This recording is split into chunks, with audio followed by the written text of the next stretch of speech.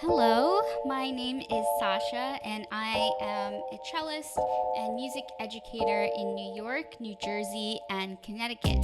I've been teaching virtually since the pandemic began in March, and I've been thinking a lot about how I can improve my own practices to allow students to be even more successful, to increase participation, and just to make my teaching a little bit more creative in the fall.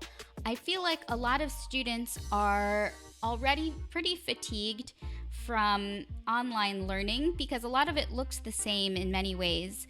They are spending so much time in Zoom meetings, and oftentimes these meetings and classes look the same.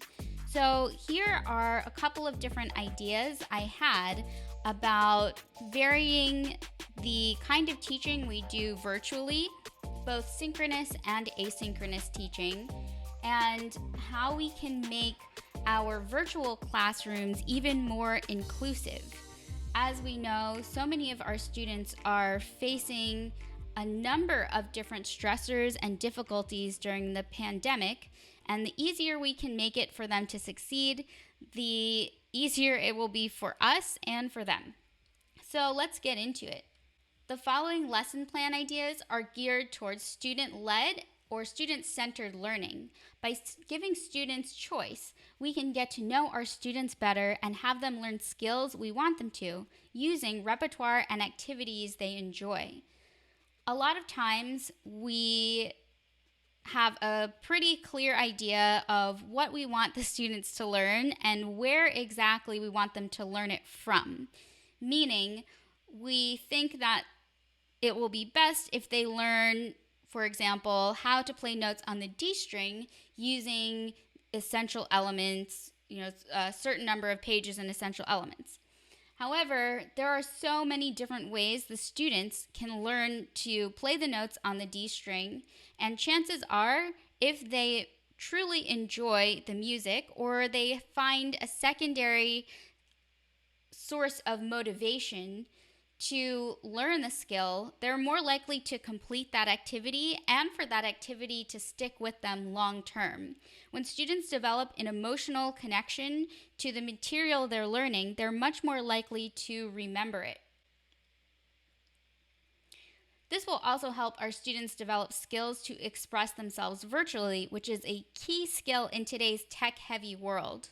More and more, people are expressing themselves online with YouTube videos, Instagram, TikTok, and I can only imagine that the self-expression online will grow even more as this pandemic continues.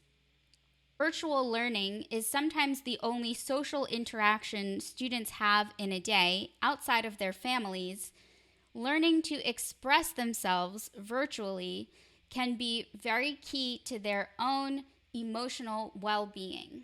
By giving students options to complete an assignment in different ways, we can help more students be successful and ease the burden on teachers by reducing the rigidity of assignments. Perhaps it's plucking the strings, making an audio-only recording, writing out hot cross buns in the clef for their instrument that they play. There are a number of different ways we can allow students to submit assignments, which shows understanding and also gives the students choices that are best for them. In designing assignments, it's important to create situations that allow for a series of small successes rather than giving students a number of large projects. Large projects can be extremely intimidating, even for adults, and for students who may be struggling at home, building a sense of self-esteem is really crucial to their success. A lot of students early on might feel like they're not capable of playing their instrument, of completing an assignment, of doing much of anything, and that mindset really prevents them from trying and definitely prevents them from succeeding. So by creating smaller assignments and creating more opportunities for small successes, we can build up their self-esteem and increase the likelihood of participation. Here are some ideas for ways students can complete an assignment asynchronously. So that means that you're not meeting in a Zoom meeting, that they are basically submitting an assignment by a certain deadline. In this case, the priority is to allow for more students to participate in the class. I'm not going to read all of these because they're up on the screen. So I'm going to keep going with this assignment. But as you can see, some of these are designed so that students don't need a working instrument in order to participate in class. As we all know, strings break, bridges break, instruments are getting out of tune, and we still want our students to be able to participate in class. Here are some ways students can participate in synchronous classes, perhaps without their video on. There's a really interesting article about trauma-informed practices when it comes to requiring students to turn on their videos. In some situations, students who have experienced trauma have an extremely difficult time looking at themselves in a mirror. And with Zoom, students can see themselves very clearly, just like they could in a mirror with the video on. There are also many other reasons why students may not want to put their video on. They may be embarrassed about their home space. They may not want other students to see where they live. So if your student does not want to turn their video on, I would not push them to turn their video on if they're not comfortable. You can talk to students outside of your live Zoom meeting and ask them what they're most comfortable with. The concern about participation is still there when the video is off. So here are some ways students can actively participate in Zoom meetings, Google Hangouts, or what have you, and you can tell that they're still there and they're still engaged. There are polls that you can use in Zoom. You can send out a Google form for students to fill out during the Zoom meeting. Students can respond to a prompt in the chat, and this is interesting because they could respond to everyone, or you can set it so that the students can only respond to you. This way, students can also ask you questions without interrupting the flow of your class. Students can also contribute to a collaborative Google document. So if you create a Google Doc ahead of time and you adjust the settings so that all students can be editors of this document, you can have a collaborative Google document going, and all students can type in it, edit it, comment in it during the class. So now we're going to get into some of the lesson plan ideas for the year. And this one in particular is great for either synchronous or asynchronous learning. And I'll show you what I mean by a choose your own adventure grid. So here's an example of a grid that I would use for asynchronous learning. This one I created in Google Docs, and I just inserted a table in here. On the top of each box, you'll see the assignment, and on the bottom of each box, you'll see directions on how students can submit their projects. Before you do this adventure grid, I would have students complete a number of assignments in different ways, just so that they're not overwhelmed by this grid, or they're not overwhelmed with the options for submitting documents. In this grid, you'll see that there are options for students who don't have working instruments, who don't have access to something that takes video, who don't have access to a lot of technology. So there are a lot of options here. One option that I'd like to point out is make up 5 ways to play the D major scale. You must use all the notes in the D major scale. So in this option, students can either write out the variations, they can make a video of themselves playing the different variations, or they can record audio of them playing the different variations and then submit it through Google Classroom or Flipgrid. And this is really great because in any of these forms of submission, you're having the students work on the skills for a D major scale. For a student who really struggles with music notation but really excels at playing, they can feel successful by just making up different ways to play the D major scale. For a student who doesn't have an instrument at home and might feel really confident with notation, the music notation option can give them a way to really succeed. I ask students to select 5 activities from this chart. In this way, it saves you a lot of time because you can make this chart and then you have assignments for 5 weeks of class. All of these assignments can be done either quickly or students can go more in depth. For example, in the Create a 5 video YouTube playlist with videos about your instrument's bow hold, students can go on a deep dive of YouTube and find videos they really love. They can watch and discover many different teachers who teach online, or students can find kind of the first 5 videos that they see on YouTube and create a playlist. You can also get creative with how you are making your choose your own adventure. For example, you can, instead of using a grid format, you can use kind of different pathways that students can take. You can play with the design in so many different ways to make it look more fun or more age appropriate for your students. You'll notice in this Choose Your Own Adventure grid, there are links in here, and I have created templates and created places for all of the worksheets to live. And so it's really, really easy to find further directions, templates, playlists, and more just from this one document. So creating this document probably could take you anywhere from half an hour to an hour, and it'll last you a really long time. So this is a really great way to have students pick assignments and for you to save a lot of time and effort. DIY theme and variation. Students can go really simple or they can go really deeply into this project. And that really just depends on their own personal bandwidth for what they feel capable of completing that week. And it may be that week they have a family member that's sick, or that week they're just not feeling well, and they do a much shorter assignment, or maybe they're feeling great and they feel like they would love an outlet for creative expression, and they really get into this project.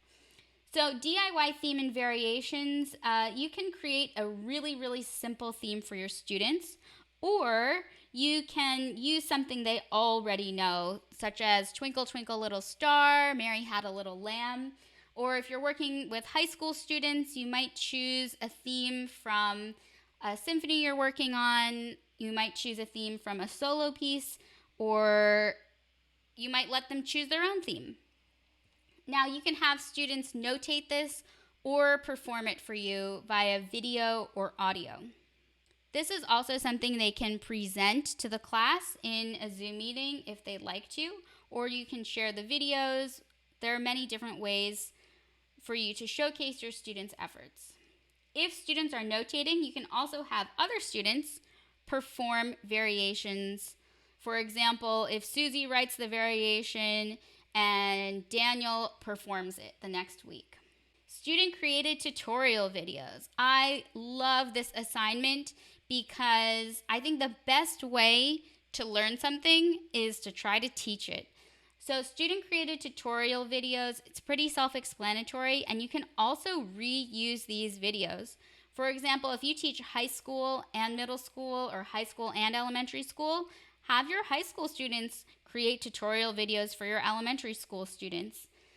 They will feel like they're contributing to such a great community of music making in your school, and they will learn how to teach something. Haiku poem to a short composition. Now, this can go so many different ways. You can use this with elementary through high school students. For elementary school students, maybe you want them to write a haiku poem, which is 5-7-5, 5 syllables, 7 syllables, 5 syllables. And then you can have them write a composition based off that haiku. And from a very early level, you can say 5 notes, 7 notes, and then 5 notes. Or if they understand how to measure beats, you can say 5 beats, 7 beats, and then 5 beats.